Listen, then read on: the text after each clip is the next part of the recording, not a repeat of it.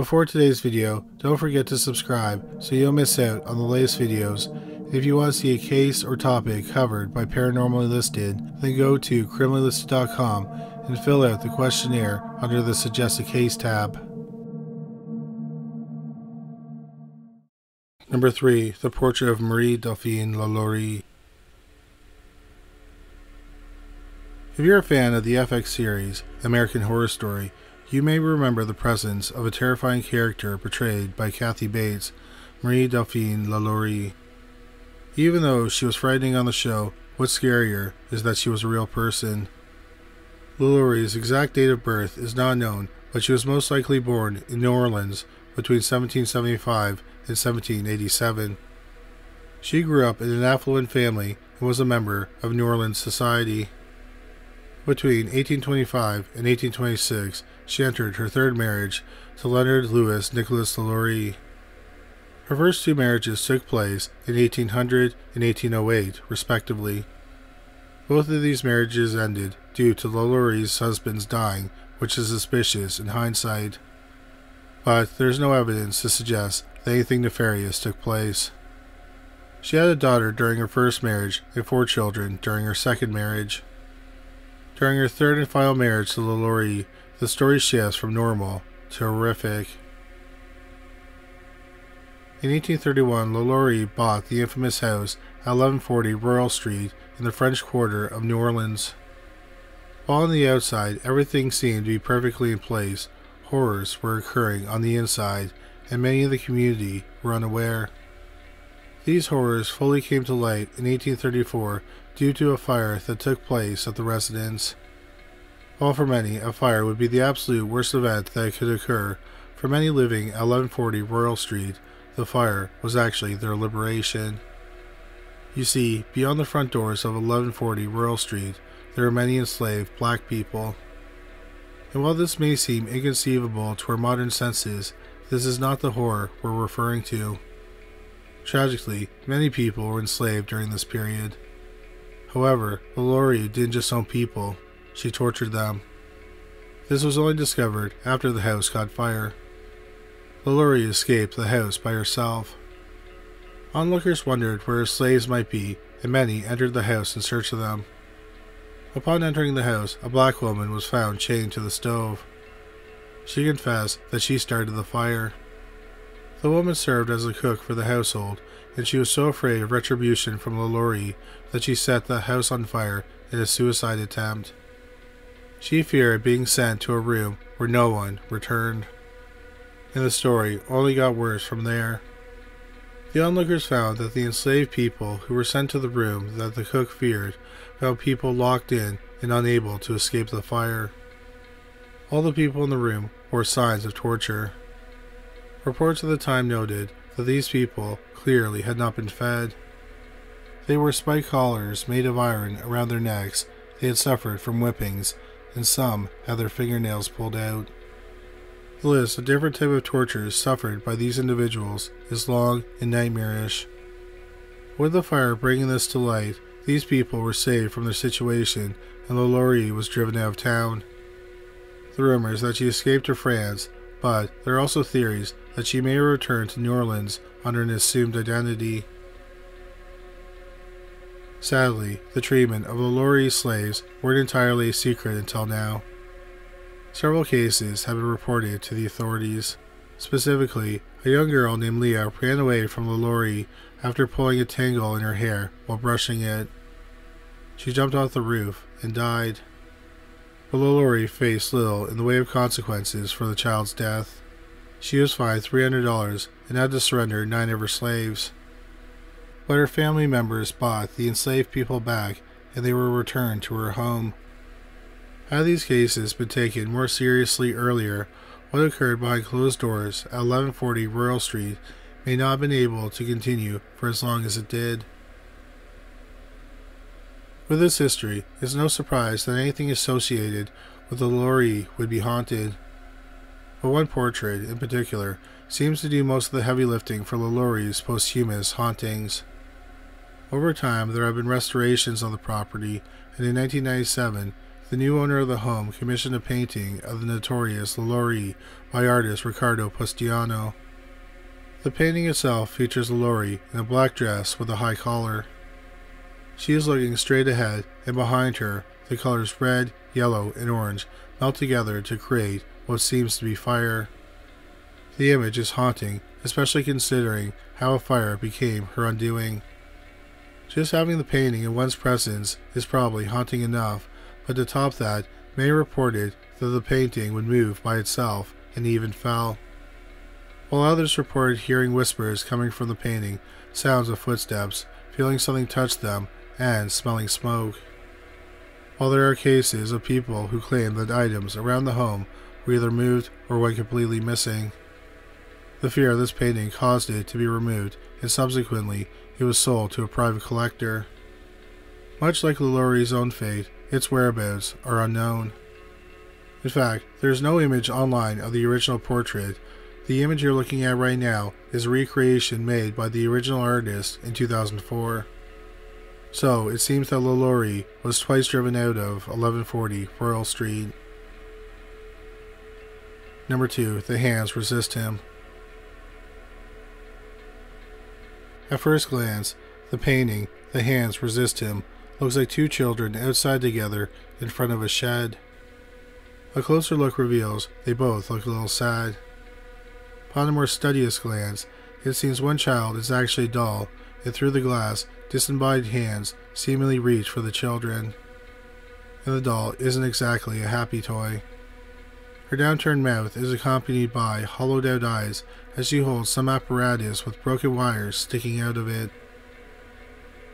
The saddest part is that the painting is based on a photograph taken of the artist when he was 5 years old. And in the photograph, the sad little doll is actually a real-life girl. The artist is William Stoneham, and he painted The Hands Resist Him in 1972. He was working on a contract for Charles Feingarten for the Feingarten Gallery in California. The original photograph, as well as a poem by Stoneham's wife, served as an inspiration for the painting. The poem's style is The Hands Resist Him, and it's about Stoneham's life as an adopted child who never had contact with his biological family. The theme of adoption is represented in the painting by the hands reaching out behind the young boy. In an article for the lineup, Stoneham discusses the symbolism in the painting. The article outlines the elements in the following way: the children's hands representing other lives, the glass door the barrier between the worlds, and the doll is his guide between those worlds. In the Daily Dot, Stoneham also describes the hands as all the possibilities. The distance that Stoneham feels from his biological family, the gloomy look on his face, and the dolls serving as his only friend create a melancholy feeling for the painting. The melancholy nature of the painting, however, isn't the only reason this painting makes people feel uncomfortable. The history of its ownership is much more unsettling than the painting itself. It was purchased in 1974 from the Feingarten Gallery by John Marley and reviewed by Henry Seldes, an art critic for the Los Angeles Times.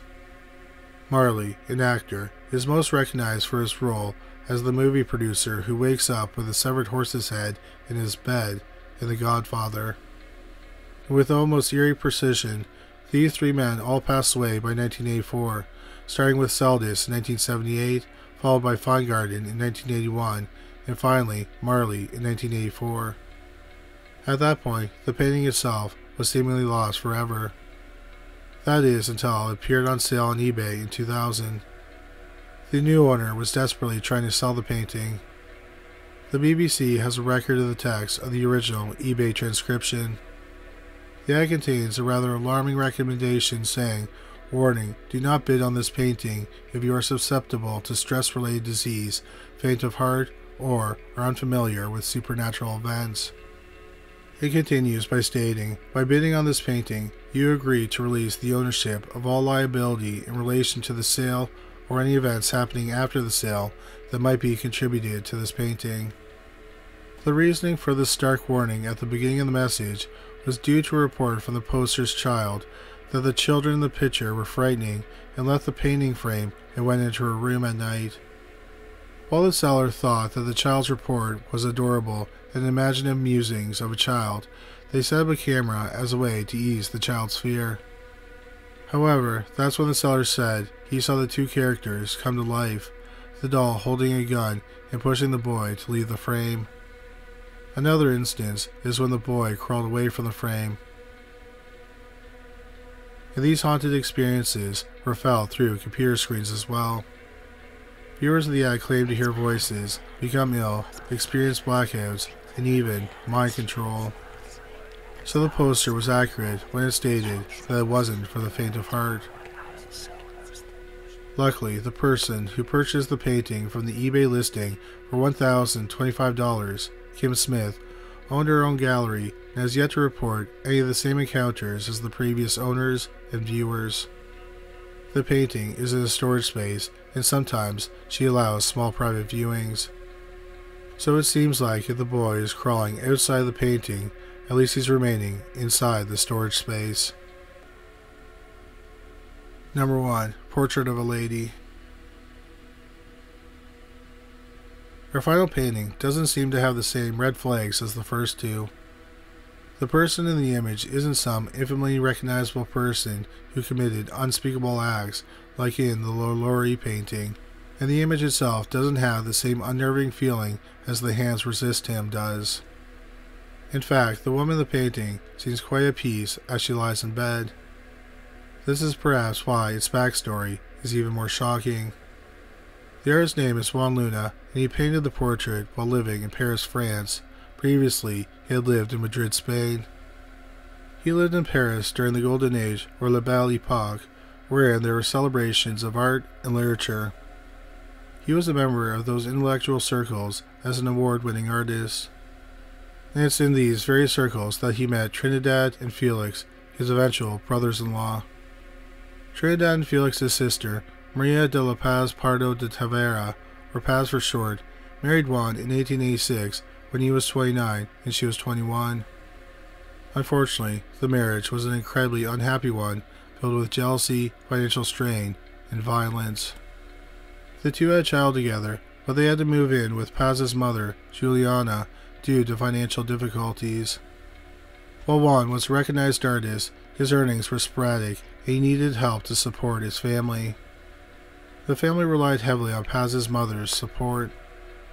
While Juan was jealous and violent throughout their marriage, his rage came to a head after their second child passed away. Paz took a vacation away from Juan to recuperate from failing health due to the death of her child.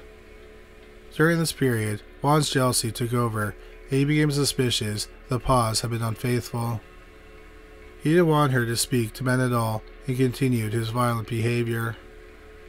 There was one specific gentleman, Mr. Dusac, of whom Juan was particularly skeptical. While Paz maintained that she was not unfaithful, she did want a divorce and ultimately left Juan. Paz stayed in the home with her mother, her child, her brothers, and also Mr. Dusac, which only further enraged Juan. So on a sad September morning in 1892, only 6 years after they tied the knot, Juan arrived where Paz was living while her brothers were absent, and he shot both Paz and her mother. They both died. Amazingly, Juan wasn't sentenced to jail for his crimes. Instead, he was found to be temporarily insane. He ended up taking his and Paz's son back to Madrid. Paz's family burned all of Luna's paintings in their possession. Now, how did this tragic story relate to one particular painting? The painting is entitled Mi Novia, which translates from Spanish to English as My Girlfriend or My Betrothed. The painting has also been entitled Portrait of a Lady. It was also once titled Paz Pardo de Tavera.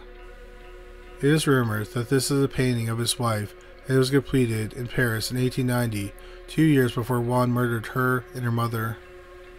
Oddly, the woman in the painting doesn't resemble Paz at all.